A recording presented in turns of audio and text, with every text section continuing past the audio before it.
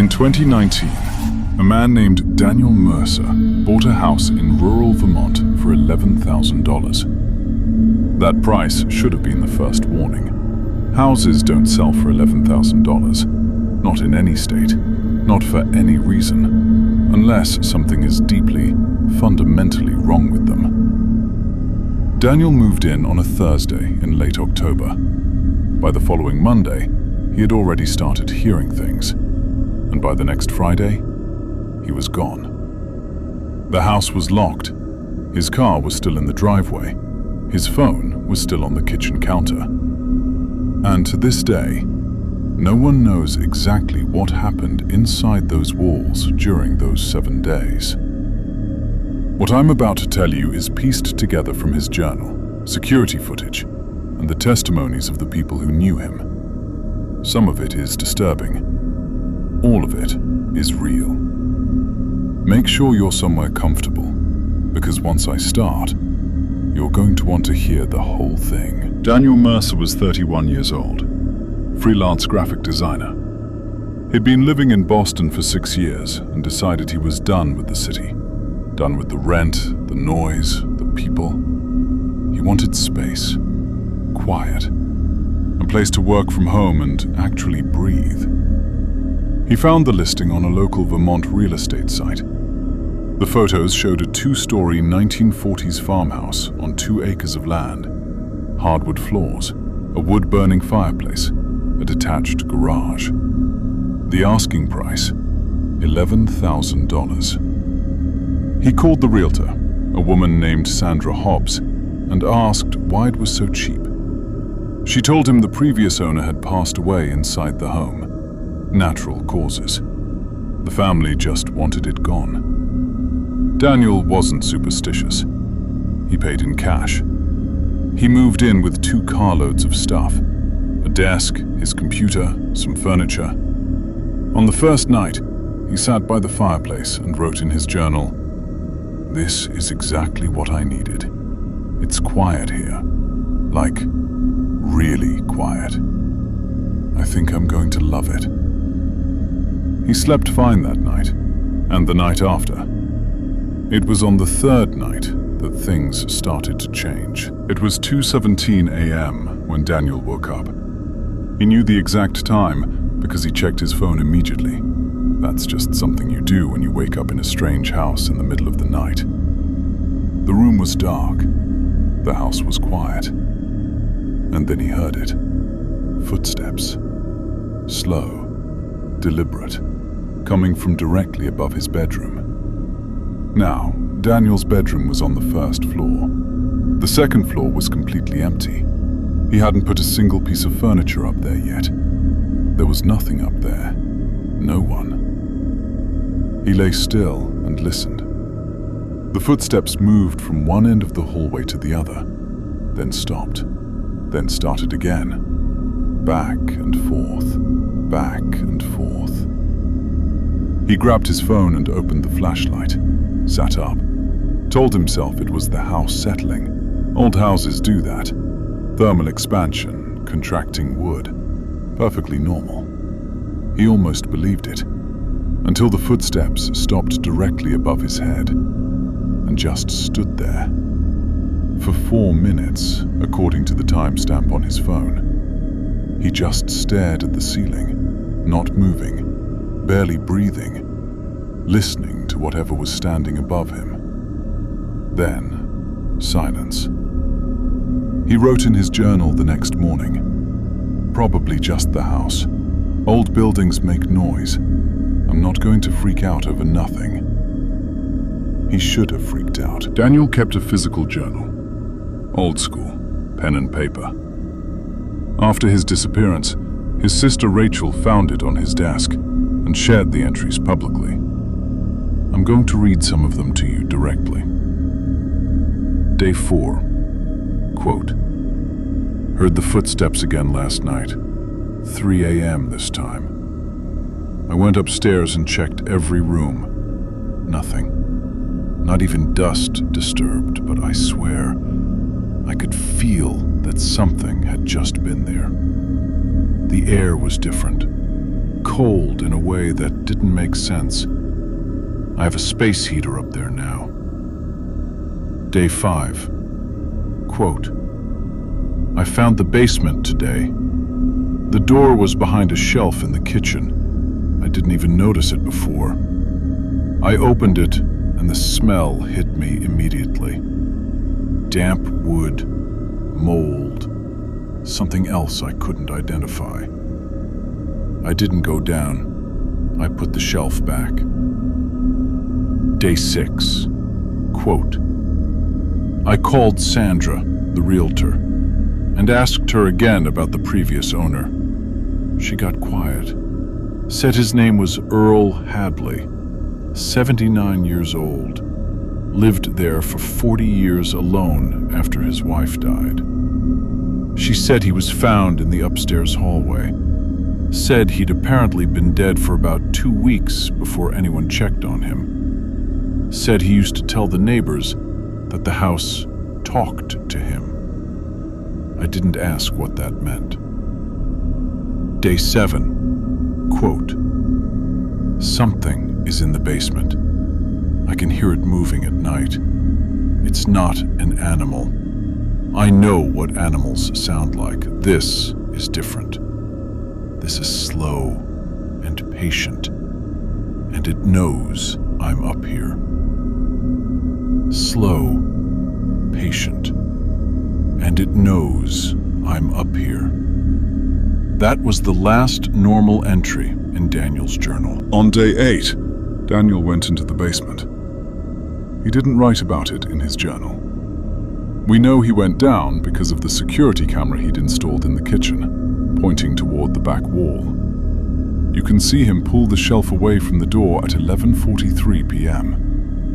He stands there for almost a minute before opening it. He goes in. He's carrying a flashlight and his phone. He's down there for 6 minutes. When he comes back up, and I want you to pay close attention to this, he's different. The way he moves is different. He walks slowly to the kitchen table and sits down and just stares straight ahead for nearly 3 minutes. He doesn't blink normally. He doesn't reach for his phone. He just sits. After 3 minutes, he gets up, goes to his journal, and writes one sentence. That sentence read, "It's not what's in the basement, it's what the basement leads to." No one knows what that means. The door to the basement was found open when police arrived 5 days later. Officers went down with full equipment. What they found was a dirt floor, stone walls, a broken water heater, and in the far corner, scratched into the stone wall with what appeared to be fingernails, a single phrase repeated over and over and over. Don't look up. Scratched hundreds of times. Some of the scratches were old. Some of them, according to forensics, were fresh. Daniel had one neighbor within half a mile, a man named Carl Briggs, 68 years old, retired schoolteacher. He'd lived next to the Hadley property for over 30 years. After Daniel disappeared, Carl gave a recorded statement to local authorities. I found a transcript of it online. Carl said, and I'm quoting here, "I tried to warn the young man. I knocked on his door on his second day there, and I told him about Earl Hadley. I told him Earl used to come over sometimes, toward the end, I mean, and he'd sit at my kitchen table, and he'd say things that didn't make sense. He'd say the house was teaching him things, said there was something old in that house, older than the house itself, said it lived in the dark and it was patient, and it had been waiting there since before any person ever built a wall around it. I thought Earl had dementia, honestly. But then Earl died, and now this young man is gone too, and I've been hearing sounds from that house at night again. so I don't know what to think anymore. Carl Briggs moved out of his property 3 weeks after giving that statement. He told his daughter, who shared this on a local Facebook group, that on the night before he moved, he woke up at 3 a.m. to find every light in the Hadley house blazing, every single window lit up bright white. At 3 in the morning, with no one inside, he took a photo. The image shows the house lit up, and in the upstairs window, barely visible, the silhouette of a figure standing completely still.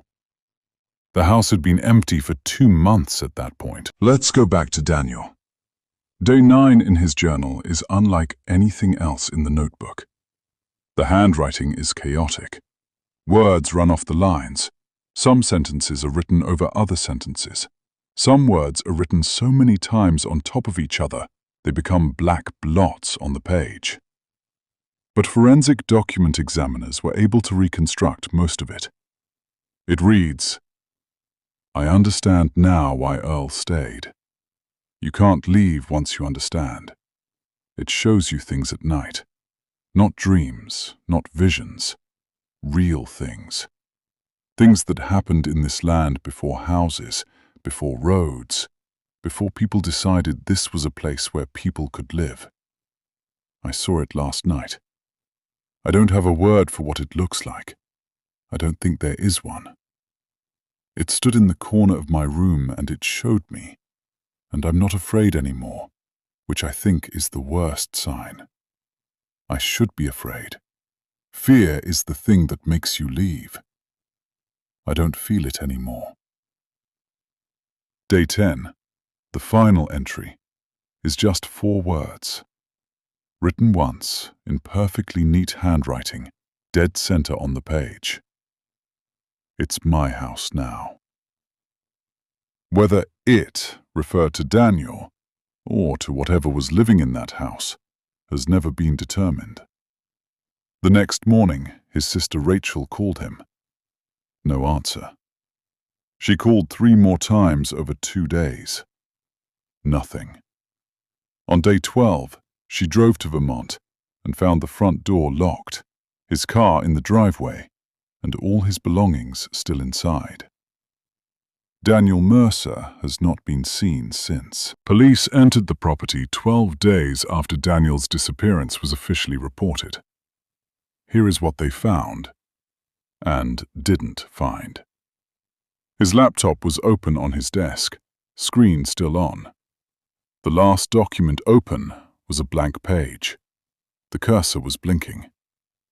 His phone was on the kitchen counter, battery dead. When charged, the last outgoing message was to his sister Rachel, sent at 4:44 a.m. on day 10. It said, "Don't come here. I need you to understand I'm fine, but do not come here. Tell Mum I love her." Rachel says that message was completely unlike her brother. He never texted like that. His bed had been slept in. All his food was still in the refrigerator.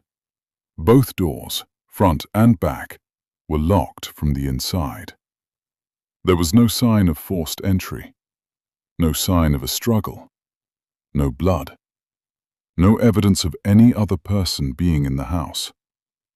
The only thing out of place, aside from Daniel being gone, was found in the upstairs hallway, right where Earl Hadley's body had been discovered years before. A single wooden chair had been placed in the center of the hallway, facing the wall. On the wall in front of the chair, someone had drawn a door. Not a real door, a drawing, in pencil, floor to ceiling. A perfectly proportioned door, with a handle, hinges, everything, drawn directly onto the wallpaper. The forensic team noted that the pencil lines were fresh, and the door, according to the lead investigator's report, appeared to have been drawn from the inside. I've spent a long time going down the rabbit hole on this case, reading forums, tracking down interviews, looking at the property records going back to the 1800s. Here's what I found. The land the house sits on has a history that predates any structure on it. In the 1800s, local indigenous accounts describe an area in that part of Vermont. They called it, roughly translated, the place that watches. They avoided it. Not because of anything specific they'd seen, but because of how it felt. They said the land itself was aware. In 1912, a farmer named George Aldous built a home on that land. He lasted 4 months before abandoning it. He told people in town that the house had shown him the underneath of things, and he didn't want to see any more. Earl Hadley moved in 1978.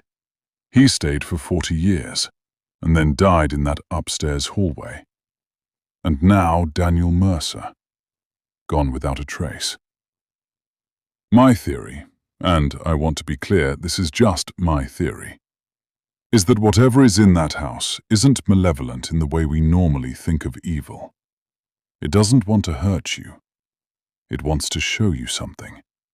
Something so far outside the boundary of what the human brain is built to process that seeing it doesn't destroy you immediately. It just quietly undoes you, pulls at the threads of you, until there's not enough left to find. The house is still there. It's been on the market twice since Daniel disappeared. Both times, the new owners left within a week. Neither of them would say why. Daniel Mercer's case is still officially listed as a missing persons investigation. He has not been declared dead. His sister Rachel still posts on social media occasionally, on his birthday, on holidays, asking if anyone has seen him. The house at 4 Aldous Road, Graniteville, Vermont, if you look it up, is currently listed as a tax-delinquent property with the state. It's been empty for years. I reached out to the current property manager on behalf of this video. They did not respond. The realtor, Sandra Hobbs, the woman who sold Daniel the house, retired in 2021 and moved to Florida. When I found her on Facebook and sent a message explaining what I was making, she replied with 3 words: "Please don't post." I thought about that for a while. And then I posted anyway. Because I think these stories matter. Because if something is wrong somewhere, if a place is genuinely dangerous, people should know. So here's what I'll leave you with. If you ever find a house selling for a price that makes no sense, do your research. Talk to the neighbors. Read the history of the land. Ask why it's really that cheap. And if you move in, and the house starts to feel like it's watching you back, leave. Don't investigate. Don't try to understand it. Don't go into the basement. Just leave. If this story got to you, and I hope it did because it got to me, hit that like button and subscribe. I drop new stories every week, and next week's video is going to be even harder to shake off. Stay safe, sleep with the lights on, and whatever you do, don't look up.